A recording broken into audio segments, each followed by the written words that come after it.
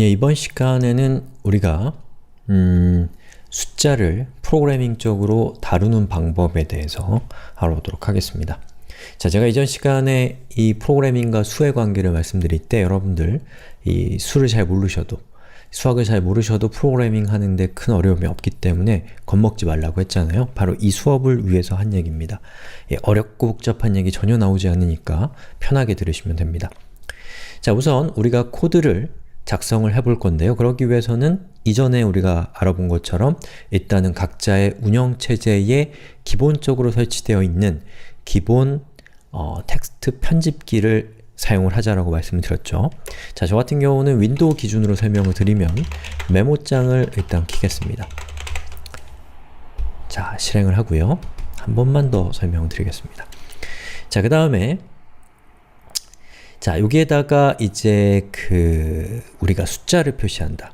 자, 프로그래밍에서 숫자를 표시할 때는 이렇게 10이라고 적으면 이건 숫자 10입니다. 예. 그리고 이렇게 해주면 10과 5를 더한 거예요. 결과는 15겠죠. 자, 그런데 그렇게 더한 것을 더하기만 하면 아무 소용이 없죠. 왜냐면 그 더한 거를 뭐 어떻게든 출력을 해야 될 거 아니에요. 화면에 출력하건 프린트에 출력하건 누구에게 전송하건 간에 예, 그걸 하는 방법 중에 화면에 출력하는 방법이 뭐였나요? 프린트죠.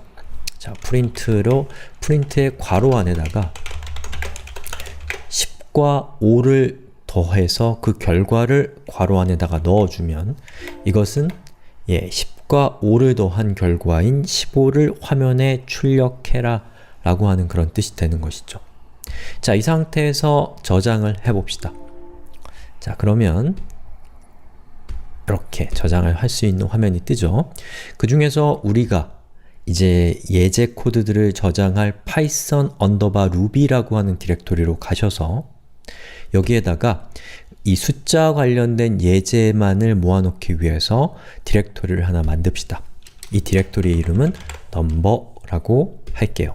그리고 그 넘버 안으로 들어가서 파일의 이름은 첫 번째 넘버, 숫자에 대한 첫 번째 예제니까 1 그리고 파이썬 코드이기 때문에 .py라는 확장자를 두시면 됩니다. 그리고 파일 형식은 모든 파일로 하시고 인코딩도 UTF-로 하시고 저장하시면 됩니다. 자, 맥을 쓰고 계시면 텍스트 에디터를 켜시고 포맷을 make plain text로 바꾸시고 그리고 print 10 더하기 5를 한 다음에 이것을 저장을 하는데 저장할 때 다큐먼트 밑에 있는 python_ruby 밑에다가 new 폴더를 클릭해서 number라는 디렉토리를 만들고 그 디렉토리 안에다가 이제 우리가 만든 1.py라고 하는 파이썬 코드를 세이브 합니다. 저장이 됐죠? 예, 여기까지 하시고요. 그 다음에는 이제 터미널을 실행시켜서 이 터미널에서 우리가 파이썬에게 방금 우리가 작성한 그 코드를 실행하라고 명령을 해야겠죠. 자, 이렇게 한 다음에 그 다음에 이 파일이 위치하고 있는 디렉토리로 가셔서 이 1.py 파일에 getInfo를 통해서 이 위치를 복사하고 그리고 한 번만 더 설명을 드리고 그 다음부터 설명 안 드릴 거예요. 그리고 이거를 붙여넣기 이렇게 하신 다음에 이 뒤에다가 우리가 만든 파일의 이름인 1.py라고 입력하고 엔터. 그러면 15가 나옵니다. 자, 윈도우라고 한다면 자, 방금 우리가 만든 파일을 속성으로 들어가서 여기 있는 위치의 정보를 카피한 다음에 그것을 실행을 시켜야겠죠. 파이썬 띄우고 붙여넣기 하면 되는데 혹시 이게 안 되시는 분은 속성 자, 여기 제목 표시하는 곳에서 속성을 선택하시고 옵션에서 빠른 편집 모드, 삽입 모드를 둘 다 체크하시고 확인을 누르시면 될 겁니다. 자, 붙여넣기 하면 이렇게 파이썬 뒤에다가 한 칸 띄우고 우리가 오른쪽 클릭을 하면 이렇게 여러분이 카피한 텍스트가 화면에 갖다 붙여지는 거죠. 이 상태에서 1.py라고 하면 15가 출력이 됩니다.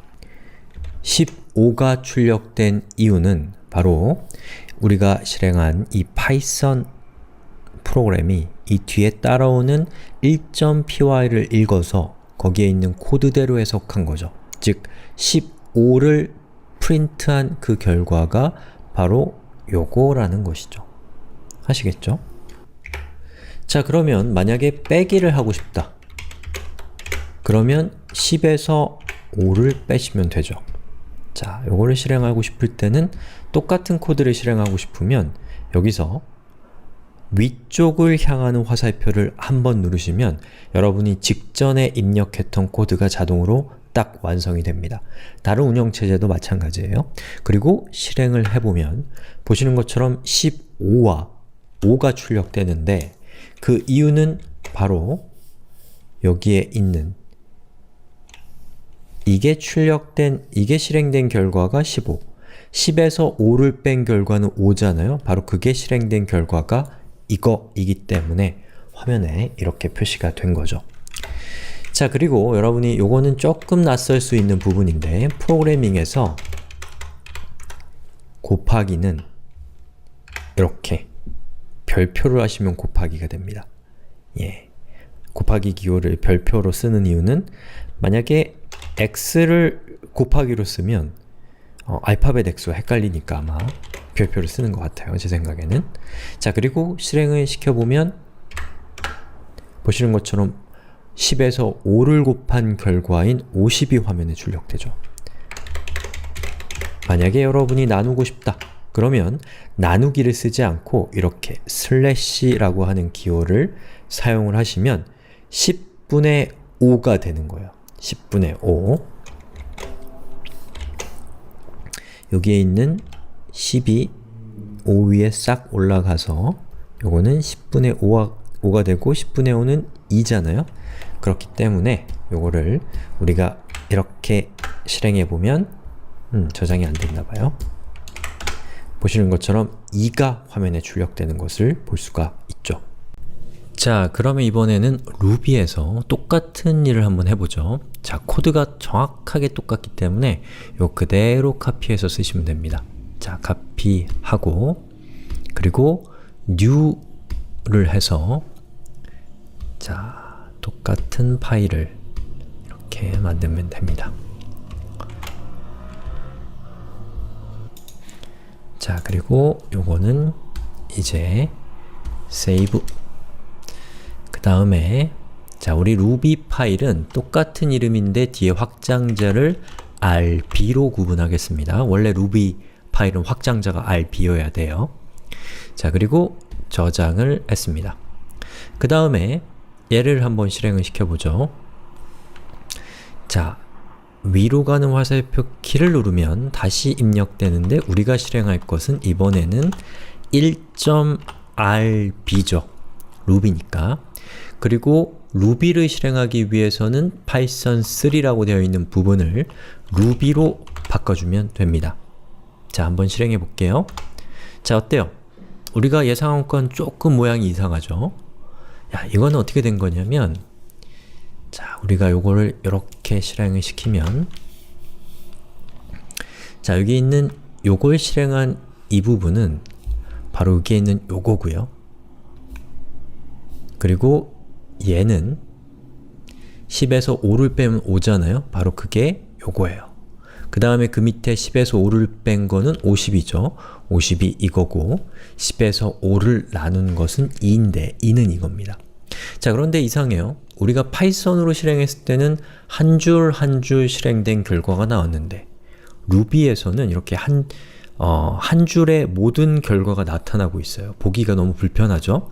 자, 바로 그것은 파이썬과 루비가 다른 언어이기 때문에 파이썬의 프린트와 루비의 프린트는 둘 다 화면에 무언가를 프린트하다, 출력하다 라는 뜻이지만 실제로 파이썬은 출력할 때 한 줄을 띄워주는 그 다음 줄로 이동하는 그런 기능이 있는 것이고 루비는 다음 줄로 이동하는 기능이 없기 때문에 이렇게 한 줄로 쭉 일렬로 화면에 표시가 된 거죠. 그러면 파이썬의 프린트처럼 루비에서는 어떻게 하면 줄바꿈이 자동으로 될까요? 바로 여기에 있는 이 프린트 대신에 아이고야 puts라는 걸 쓰시면 됩니다. puts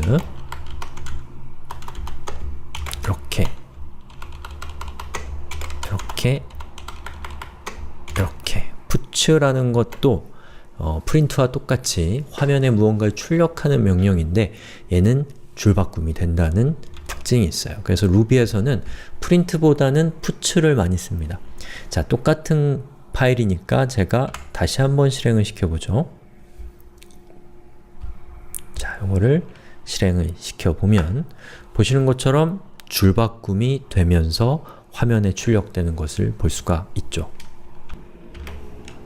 자, 이걸 통해서 우리가 알 수 있는 것은 이 루비와 파이썬은 엄연히 다른 언어이기 때문에 보시는 것처럼 루비에서의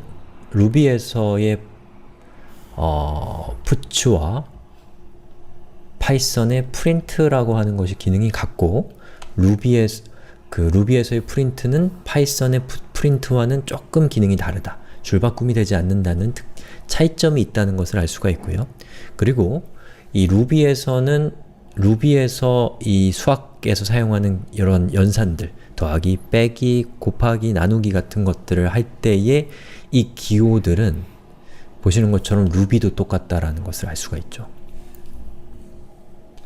자, 그리고 이걸 외울 필요는 전혀 없는데 이렇게 더하기, 빼기, 곱하기, 나누기처럼 우리가 무언가를 계산할 때, 조금 유식한 말로는 산술할 때 사용하는 저러한 기호들, 저러한 것들을 우리가 뭐라고 하냐면 산술 연산자라고 합니다. 자, 이거는 연산이라는 건 뭐 계산이랑 비슷한 뜻이잖아요. 계산할 때 사용하는 것들을 우리가 연산자라고 하고 이런 것들이 다 연산자인데 이 연산자는 여러 가지 종류의 연산자 중에서 산수를 할 때 사용하는 그런 연산자라는 뜻에서 산술 연산자라고 하고 이 산술 연산자가 하는 것은 왼쪽에 있는 값과 오른쪽에 있는 값을 연산해서 그 결과를 여기에다가 갖다 놓는 역할을 하는 연산자인 겁니다. 즉 10과 5 사이에 있는 요 나누기는 나누기 산술 연산자이고 그 결과인 2를 바로 여기에 이 부분에다가 2를 착 갖다 놓는 그런 역할을 하는 것이라는 것이고 저런 걸 우리가 연산자라고 한다는 겁니다. 자, 연산자라는 말이나 뭐 산술 연산자 이런 거 모르셔도 되고요. 그냥 개념만 살짝 이해했다가 제가 지금 했던 얘기를 싹 흘려버리시면 됩니다. 자, 그런 용어적인 것들이 그렇게 중요한 건 아니고 우리가 수업을 하면서 여러분과 제가 쉽게 의사소통을 하기 위해서 기억해두면 좋을 만한 용어들은 제가 별도로 꼭 알고 계시라고 말씀을 드릴 거니까 산술 연산자, 연산자 이런 말들 기억하려고 너무 많은 에너지 쓰지 않으시는 게 좋을 것 같습니다. 자연스럽게 알게 돼요. 자, 그럼 우리 다음 영상에서는 이렇게 더하기 빼기 같은 사칙 연산, 즉 간단한 연산 말고도 수학적으로는 많은 복잡한 것들이 많이 있잖아요. 그런 것들을 간편하게 계산하는 기능을 살펴보도록 하겠습니다.